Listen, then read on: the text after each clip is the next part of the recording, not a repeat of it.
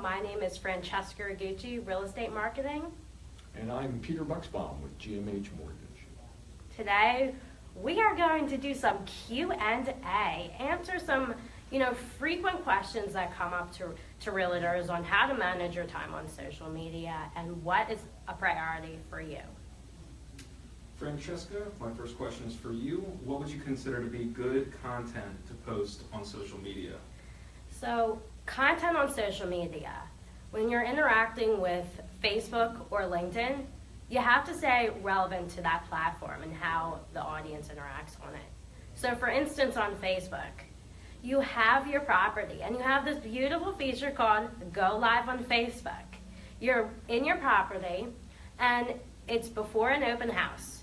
So you hit Go Live on your business page. First, make sure you have a business page before you do any posting.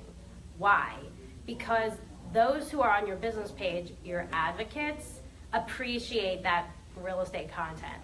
So once you hit Go Live, you have a property in front of you that you need to promote, and you need to bring out the features of it. Not just the factual features, more about the experience of what the new buyer is going to feel. What will their day-to-day be like, and just describe how they're going to thrive within that home. Another great way to utilize a Facebook particular content is pairing up with local small businesses. So find those businesses you love and participate in what they're doing. Show them that you appreciate them. Oftentimes going into a small business, as in a restaurant or a boutique shop, as the realtor, you are positioned as an authority of your township or your neighborhood.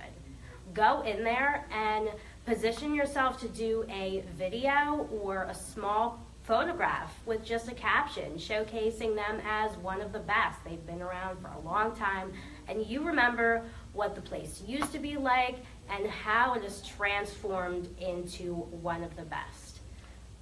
It's interesting you make that comment. So one of the things that I've done, I always wanted to involve local ideas because I thought local was what it was about. Every realtor is nothing more than a small business. So why not team up with other small businesses? I picked a medium-sized business. I picked LaSalle University, right? That was a little bigger than just a small business. But again, it gave me a local flavor for what it was that I was doing. And because I consider myself a small business, like realtors, I think teaming up with a small business is huge.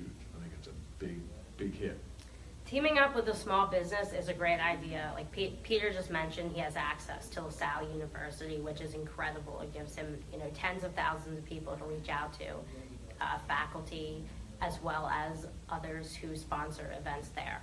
So you know who your influence network is. Reach out to them. Are they within a university or are they within your local mall?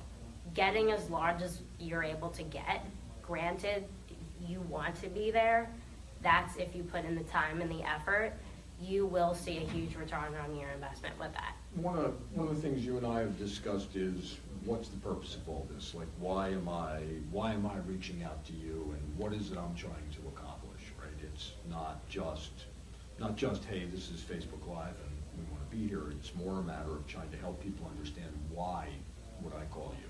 So for me, the reason I call you is because, and so maybe you'll correct me, right, because I come at it from an older angle, but I want to be in a lot of places at the same time. And I can't, right? I can only be in one place at one time. But if I want to be in a lot of places at the same time, if I utilize you, you can get me there. That's right. So being in a lot of places at the same time, meaning what in particular? Well, getting my name out there, exposure, right? Isn't that what sales is all about? Expose yourself to as many people as you can over and over and over, whether it's the branding of who you are or what branding of what it is that you do.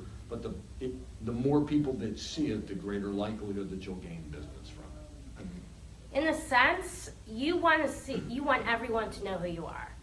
You want quality people to know who you are, especially if you're going after a certain target market. You have to evaluate whom you're trying to go after and what types of businesses will get you in front of that person or get you a transaction with a future client or a seller.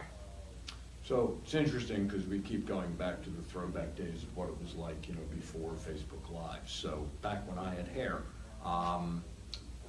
Century 21 gave out gold jackets. And if you worked at a Century 21, you wore a gold jacket because they wanted everybody to know you worked at Century 21. So when you went into the grocery store and you're a gold jacket, everybody knew what you did. So again, all of this is just about branding in a different way. It's and exposing you to a bunch of different people. The idea behind the Facebook business page to me is I now get to get people that I want my message to go to on that page, as opposed to just sharing pictures of my family on my regular page. Is that correct? Right, so those who you've known for 10, 20 years, you've lost touch with them and you're interested in reconnecting, Facebook is a great platform to do it. And I love the fact that you brought up these gold jackets for Century 21, because within your neighborhoods or city, you will notice as you drive around that certain brokerages are really doing big business out there. Yes. And as a buyer or seller, they're naturally going to gravitate to a realtor whose signs they see the most at which brokerage. Now, to let you know, the most important key is to put yourself in front of a buyer or seller before they even think about that transition, right? So that's why it's important to be on social media even before the transaction happens, 6 months or 3 months prior, because we don't know when somebody is going to contact you. What I do with clients is we're reaching out to, small businesses, people within their target market, and we're letting them know that, hello, I'm here and I'm ready to answer questions. When you're ready, let's talk. And that's it. Great. I'm learning a lot. This is all good stuff.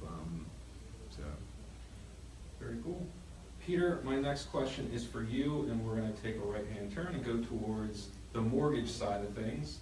And for people who maybe haven't considered buying a home in the past, what are some good habits for people to get into before they actually start looking for a home? For me, and probably somewhat self-serving, but for me, I always find it interesting. I think the habits that people have are the wrong habits to have. I think that most people gravitate to the pretty pictures. I mean, I get it. It's much more fun to look at a house than it is to ask me questions. Certainly makes a tremendous amount of sense. The houses are nice, they're easier to look at, and you don't hear no a lot, right? The mortgage guy is the guy that always says no. So, but for me, I don't want to fall in love with something I can't have.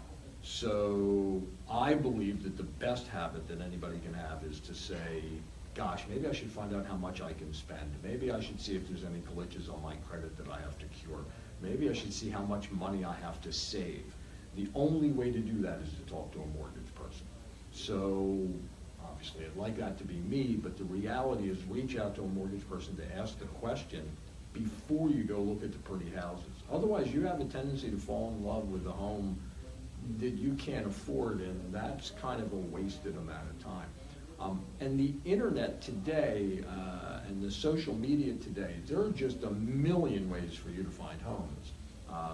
Everybody today seems to be in love with Zillow. A friend of mine just posted his house for sale on Zillow, thinking that was the coolest thing in the world, and I think it's called Make Me Move. Now, is he for sale by owner, or is he working with a realtor? He actually was about to list his house with a realtor, and he decided he wanted to go on Zillow and post his house in Make Me Move. And what I found hysterically funny was that Zillow, so while people were going on to make a move and he had an asking price, Zillow came up and said your house is worth way less than you're asking, because Zillow tells you what your house is worth. So I don't know why anybody selling their house would necessarily want to post it on Zillow unless they checked with Zillow first to make sure that their price aligned with Zillow's price. And the most important aspect out of this is if you're for sale by owner and you're going to trust a huge company like Zillow, yes, they're reputable, and some people may agree or disagree with that, especially realtors. Speak with your local realtor first. Speak with a mortgage broker first, like Peter, to make sure you have everything together and in line before you put that house on the market. The most important piece to me of selling a piece of real estate is knowing its true value, and the only way to establish that is to talk to a local real estate agent. So, I mean, you talked before about teaming up because you want to be the knowledgeable person in your neighborhood. I definitely, as whether I was a real estate agent or as a mortgage person, I want to be the person who has the knowledge of the neighborhood, the knowledge of my craft, what it is I do for a living. And I want to let people know that I am that person to talk to. What I like about all of the social media stuff today and the Facebook Live that we're doing is that we do get to get out in front of many people and explain what we do. We have invited people to join us, whether it was live, and we have passion and talk about them for days as well. So for those of you who are wondering how you do this and worry about being camera shy, there's nothing to be camera shy. If you're talking about something you're passionate about, it's relatively simple. The bottom line is you are in a sea of competition wherever you are, and that's just the truth. The realtors who are on social media, who are on the platforms at the forefront of 2017 or what's going on right now where their clients are, they're winning, they're closing deals, and they're getting in front of more people each day. So you have to get in front of a camera, even your phone. Hard to do. Hard to do sometimes when you get up in the morning and think, oh my goodness, I've got to get in front of the camera. Video is kind of the new answer to the riddle because I think less and less people want to read things, less and less people want to get deep into it.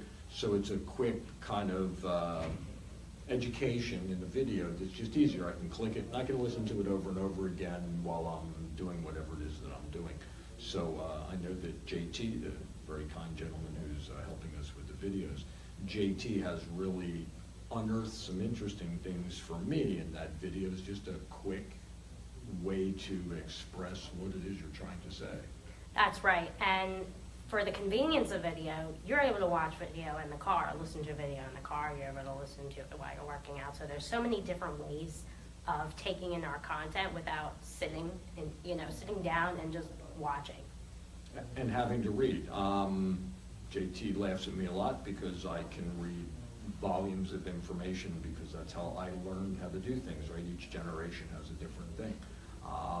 So I just learned to read. I highlight what I read and then read it again and again and again. So all of this to us is obviously important or we wouldn't be doing this. And I literally urge everybody to get out there and try and figure out how to elevate who you are, how to change your curb appeal, right? When I am meeting with a client for the first time, when we said yes, they're in, let's start this marketing journey, we always, first with a video, this is the reaction I get, oh, a video, I have to go on video? Yes, because guess what, every time we meet, I'm going to bring up video. And at some point, after I say the word video enough to you, you're going to say, okay, stop saying the word video and let's just do a video, because it's so necessary. Video, I mean, it elevates your engagement levels, it elevates you getting in front of more people more. Facebook, the way it's designed in its algorithm, has video first. You see more video on Facebook than you see text. And you and I have discussed other avenues. So LinkedIn, which is, again, my favorite because it's more business to business than it is personal business. So I feel much more comfortable LinkedIn, in that, very valuable. in that Yes. business world. Can I put videos on LinkedIn? Oh, yes. Really? With LinkedIn, so here, sometimes, like on LinkedIn, for instance, the live feature has yet to come. I really would love it to come because it will give, us business owners or people at work a chance to go on in front of referrals or another network of people. So when you're doing a video and you are interested in posting it on LinkedIn, you have to have a hyperlink. So you have to have it attached to a YouTube or a Vimeo account. That's Vimeo. Upload your video through there and then post it on LinkedIn. Just for those who think that I don't really know much about anything about any of this stuff, I actually have a YouTube channel. don't know what it is, but I have one because I know I have videos on YouTube. It's Peter the mortgage guy. Okay. Right? Everything is Yeah, Peter the mortgage okay. guy, I think, yeah. It's because nobody can spell Buchsbaum. But I didn't know that that was also on LinkedIn. That's it's a pretty neat concept. So I just gave you some real valuable information there because there are a real low percentage of people on LinkedIn posting videos because the average person doesn't know. That's why it's so important to work with someone for your marketing. And LinkedIn hits a tremendous number of people. I'm always shocked. One of the things to be prepared for in LinkedIn is everybody will solicit you headhunters because they seem to thrive on LinkedIn as well. Right. But I used to think LinkedIn was the place you went to get a job, and I've since learned that's not true. LinkedIn is truly a phenomenal place for business. That's the taboo, and that's a lot of what the hearsay is for LinkedIn, especially depending on what age bracket or stage of life you are in. When you're a business owner and you're a realtor, you have this opportunity to reach other business owners or get so specific about who your target market is on LinkedIn. There's so many different strategies you're able to apply on this platform. I will let you know that LinkedIn is definitely one of my favorite out of the three I'm on: Instagram, Facebook, and LinkedIn.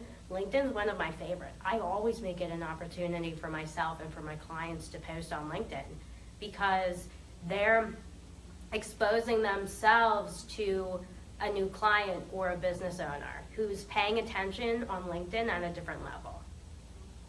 Great. So if somebody out there is watching us and decides that they want to reach you because they want to meet more people, get exposed to more people, what do they do? So reach out to me. You know, my email, francesca@francescaragucci.com. Okay, spelling is in the Facebook page, as well as my website, francescaragucci.com. And your handle? My handle, So Facebook @Take Online Offline, Instagram @Francesca_Ragucci. Again, the spelling is on the Facebook page. And I also encourage you to share this video.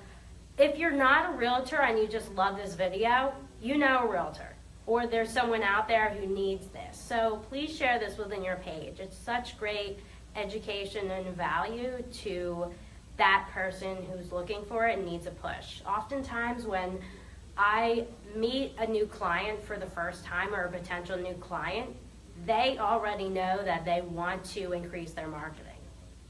So when I'm having that first time call with them, they're so excited to speak about, you know, all the possibilities for them, and it's very easy. And just because I like to make Francesca laugh, I can be reached at 215-740-8999. And I am Peter the Mortgage Guy, both .com and my handle on Instagram. How's that? Yes, that's Thank great. you My very phone much. number is on my Facebook page, so just look in the About section. Thank you very much. This is always fun. Thank you. Take care. We will see you next time.